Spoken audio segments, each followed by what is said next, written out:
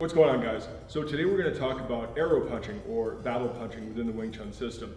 Now, like so many other things in Wing Chun, this is not universal. It's going to differ slightly from lineage to lineage, school to school, even with the difference in terminology.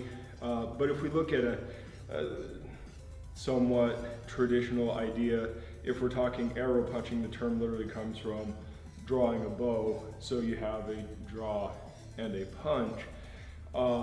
And that's fine. You know, Wing Chun is known for using the vertical fist, so we, extended the center line out from the side rather than from the front, and otherwise just doing a sideline punch, typically done from the Seiping Ma low horse stance.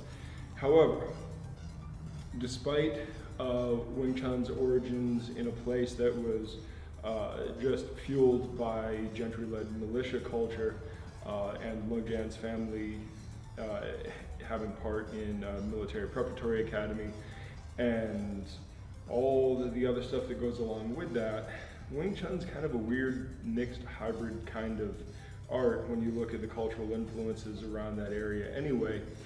And what we don't see in Wing Chun is any kind of particular emphasis on archery, and this may be part of the reason why some schools don't use the term arrow punching, they use the term battle punching, because we use it in conjunction with the pole form.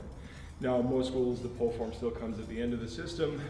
We actually teach it alongside Silang Tao because we know that the pole was used primarily as a training tool for new recruits to get them up to snuff to become spearmen, and so it was used for conditioning and technique training both. And of course, the pole is a fine weapon in and of itself, but primarily as a training tool for spearmen. And that being the case, you need to kind of do those conditioning things earlier rather than later, so it makes more sense to bring it in early, especially because it's not a particularly advanced form, an advanced concept.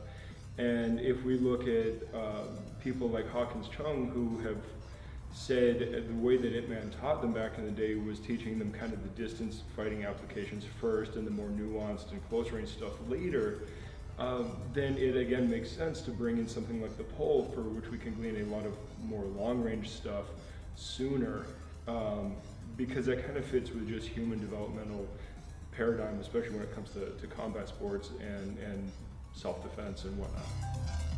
So one of the things that we do differently is we also don't extend the horizontal punch or vertical punch out from the side like this. Right.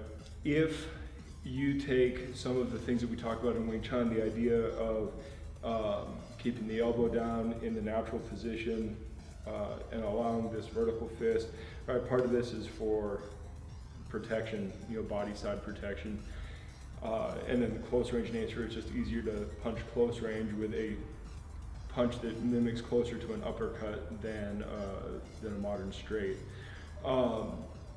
But we're also talking the natural lines, right? We don't want to over twist and turn things because additional tension may reduce speed and decision making and increase the complexity of the technique, et cetera, et cetera, et cetera.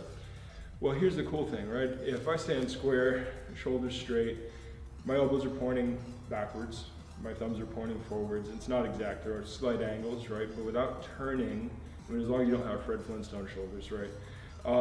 As long as I don't turn anything, if I bring my hands up, you'll see that my elbows are kind of out at a 45, maybe a little bit lower than that, and my thumbs are slightly pointed inward. Of course, if I don't rotate anything, but the elbow's down, then we get into our Wing Chun punch shape, right? So if the internal logic of the system is within those natural lines, then when I extend out to the side, in that natural position without turning anything, I'm palm down. Well, here's the cool thing. When we take our pole and we thrust, we rotate everything over.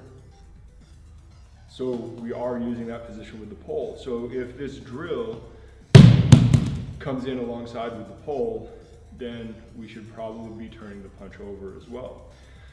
So what I'm going to do now is I'm going to back up and give you 3 different variations on this drill that you can practice One of them is the pull punch.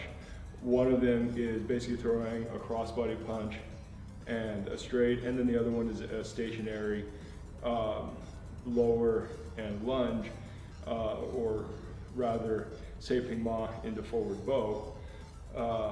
And again, these are all conditioning tools. We don't expect you to fight down there. It's certainly just for leg and hip conditioning. But it's generally considered a somewhat important drill, and as a conditioning tool, again, for beginners, this is a very, very powerful thing. So without further ado, let's roll the tape on the drills, and I will catch you guys next time. Good journey.